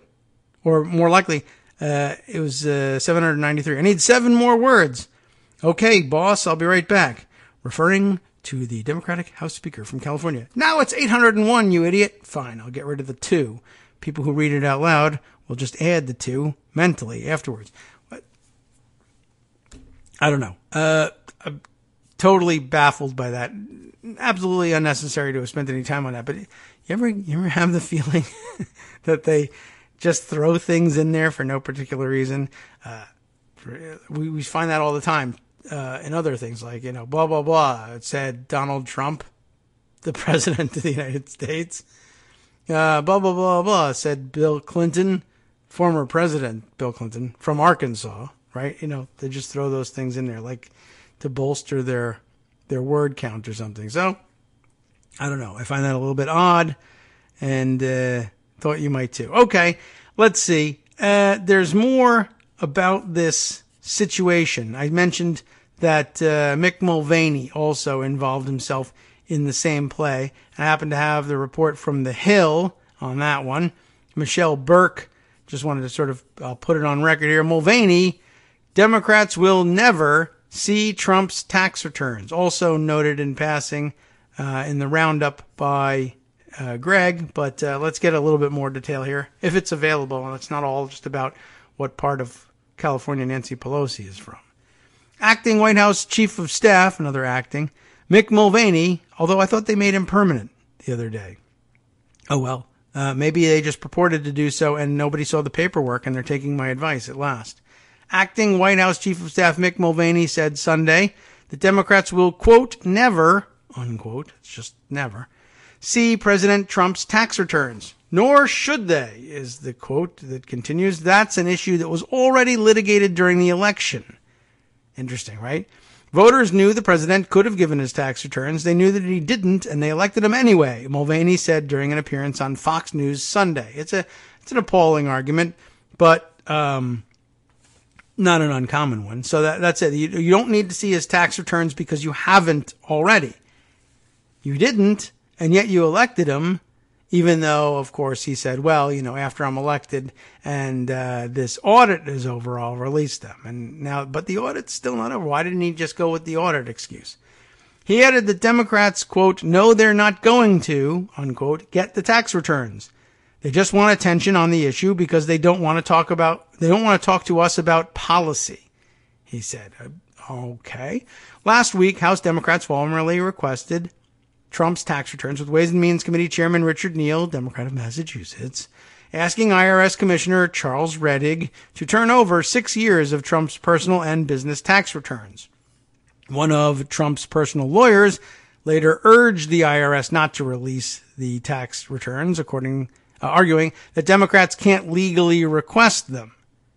Neal made the request under a provision of the federal tax code that states the Treasury Secretary, quote, shall furnish, unquote, like shall issue a gun permit, shall furnish tax returns upon requests from the chairman of Congress's tax committees, provided that the documents associated with a particular taxpayer are viewed in a closed session.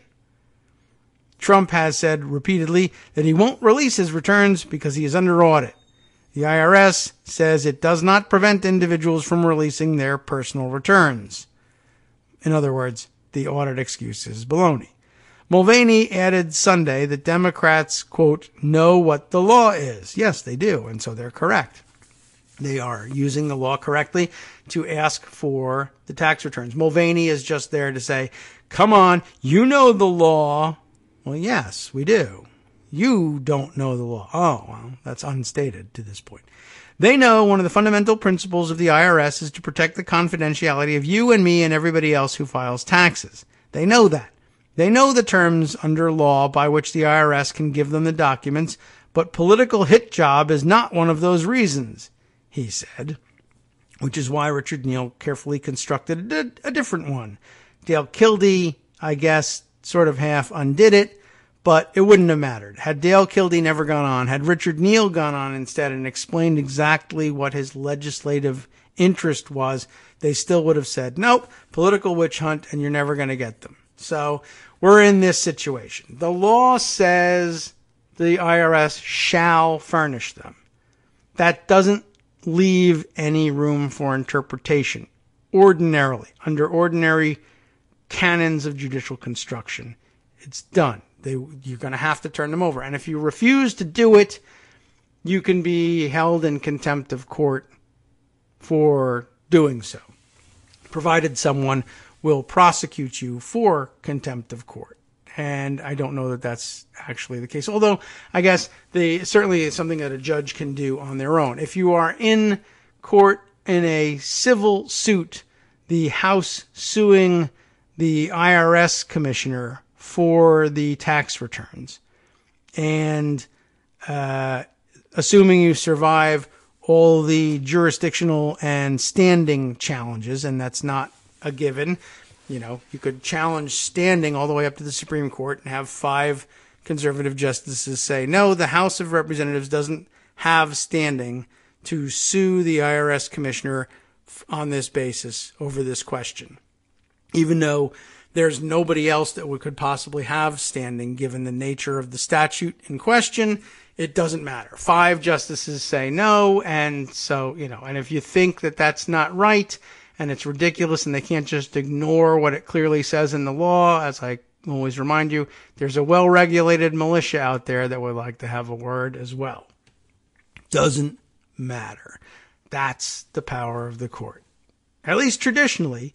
I mean, I guess one day you can just undo all of that as well. If you have a president who just says, well, the United States Supreme Court isn't the final arbiter of these things, or those 9 people over there aren't the Supreme Court. These 9 who I've just nominated, sitting in an identical building further down the street, are the Supreme Court. What about that? What do you think of that? The Constitution doesn't say anywhere which one of these 2 things is the Supreme Court, does it? I don't think so.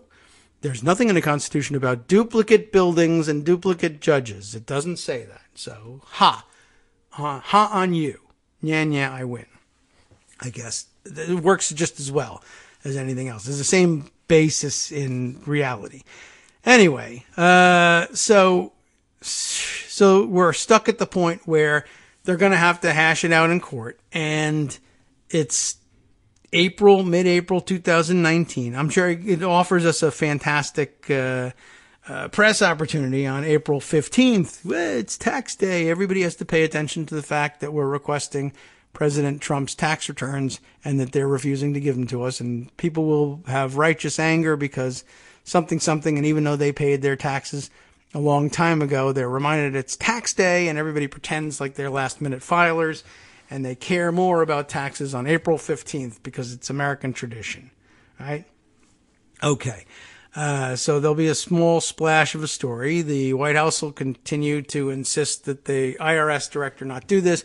Many people pointing out over the weekend that apparently there was some sort of communication between Trump and Mitch McConnell, where at some point both the new IRS commissioner and new Attorney General William Barr were having their nominations were pending before the Senate at the same time, and that Trump made some demand for whatever reason that the IRS commissioner's nomination be handled first, prioritized over the nomination of the Attorney General of the United States for whatever reason. And everybody thought, that's very odd. He must be, very concerned with the Democrats coming after his tax returns, and it's a priority for him to get a crony, a lackey in as IRS commissioner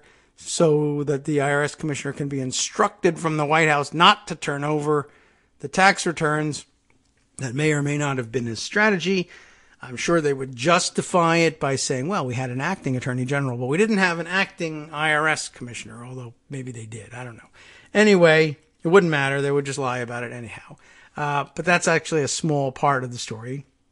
I guess the bigger part is the law says that they shall be furnished, and they are not furnishing them, and now we're stuck at the same spot that we find ourselves all the time. Is there a remedy for this? Is there a person who's supposed to go to jail? Is there a person who's supposed to be arrested or punished in some way? Or do we all just stand around and say, well, normally you are supposed to furnish them, but they're not furnishing them, and we're not going to arrest the IRS commissioner for following orders from the president, and we're not going to arrest the president because you can't arrest presidents because a memo once said so. And we're stuck, and the courts are either delaying, stalling, or just getting ready to say, well, you don't have standing anyway, and then we all stand around and scratch our heads and say, what the hell does the Constitution mean again anymore? I can't figure out what to do. Shall furnish means nothing. Well-regulated militia means nothing. Whatever. It's all up in the air. It's all what the five robes say. Just another example, or rather another retelling of the same story we've been predicting in this and several other areas for quite some time. All right. Well, there we are. Back to the... Boy, there's a lot to catch up on still. Back to the Mueller report, which we haven't discussed yet today, but I'm sure we'll be spending more time on later this week, especially with apparently a mid-April deadline looming on that one too. Might as well take a peek at what Brian Beutler has to say, and beyond the headline of why the Mueller report cover-up can't be allowed to succeed. Presumably the reasons go beyond, because that would totally suck. Let's take a quick look. The House Judiciary Committee has authorized Chairman Gerald Nadler to subpoena Special Counsel Robert Mueller's full unredacted report on Russian election interference, and unless Attorney General William Barr reverses his opposition to providing Congress the report voluntarily, it is critical that Nadler deploy the subpoena unreluctantly. When Barr remains defiant, or President Trump intervenes to conceal the report, the ensuing battle will be waged in the lofty language of precedent and checks and balances and separation of powers, just like the IRS question. But those terms will paper over the underlying question that makes this particular fight a matter of enormous public interest. What are they hiding? That's a good question, and it deserves dramatic music. That question has fairly obvious and crass political force, but in this case, it's one that needs to be answered, not just asked, because without at least a complete accounting of what happened in 2016 and a credible response from the government, the basic trust that allows our political system to function with legitimacy will be shattered. After briefly pretending to support complete transparency based on a dishonest assertion that Mueller had exonerated him, Trump has backpedaled almost all the way. He has even suggested that the Justice Department should shelve the Mueller report and ignore congressional demands for any further disclosure. Sure, why not? Just like they plan or say they plan to ignore congressional demands for that which shall be furnished from the IRS commissioner. But even partial concealment from Congress would cause permanent damage, and not just to the institutions of Congress and the Justice Department. The way things have shaken out since Mueller completed his investigation has left the country deeply vulnerable. For reasons that won't be entirely clear until his report becomes public, Mueller was not able to establish that the ways the Trump campaign worked knowingly and in tandem with the Russian government throughout the 2016 election amounted to a criminal conspiracy, hub and spokes or otherwise. I'll add. Between that conclusion and Barr's subsequent intervention to declare Trump should not be subject to prosecution for obstruction of justice, the full weight of the Justice Department now rests behind the view that presidential campaigns can partner tacitly with hostile foreign intelligence services to sabotage their opponents, then try to conceal the relationship and face no legal consequences for it. Yes, that's right. Ultimately, I guess you could say that they believe that's the prerogative of the winner. If you tacitly partner with a hostile foreign intelligence service and lose, you're, I guess, subject to investigation. And believe me, they actually do think that, and that's why they keep calling for reopening the cases against Hillary Clinton. It's not just reflexive school ground nonsense. Well, it is, but I mean, he's hoping it becomes something else when Donald Trump says, like I said, no puppet, you're the puppet. Now he says, no collusion. In fact, the only collusion was Democrats colluding with Russia. And we ought to open an investigation into that. You being the loser, you have no protection against that, i.e. you can't direct the Attorney General to exonerate you.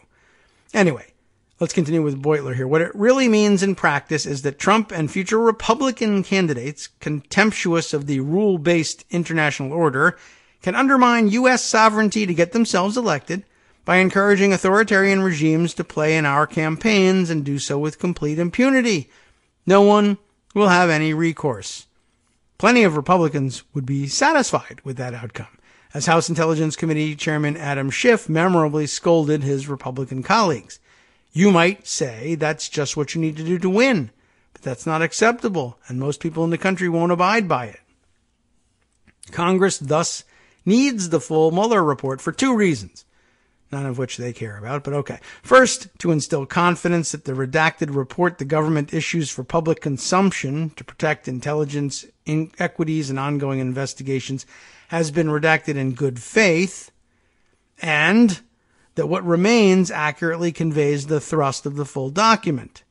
Second, so that Congress itself can take appropriate steps to safeguard American elections from this president and future ones based on the complete set of facts. The House Judiciary Committee has jurisdiction over impeachment, and it has a right to a complete accounting of the president's corruption and abuses of power. That check becomes useless if the only institution allowed to completely scrutinize the president is housed within the executive branch, and the Attorney General can withhold its findings. But the Judiciary Committee is also the body with jurisdiction over the kinds of laws we would put into place to criminalize the way Trump campaign and Trump himself played dirty in the election and then tried to cover it up. When the full scope of the president's misconduct has been revealed, when his lies are debunked and his abuses have been laid bare, I believe, Brian says, that members of Congress on both sides of the aisle, can you believe it, will draft legislation to curb the worst of his offenses. Well, guess what? That's not what Brian's saying. It's Nadler in his own op-ed in the New York Times last week. Put another way, if President Trump's behavior wasn't criminal, then perhaps it should have been.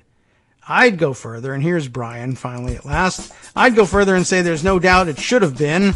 And if a Democrat did half of what Trump did, Republicans would demand prosecution under existing laws, let alone changes to the law itself.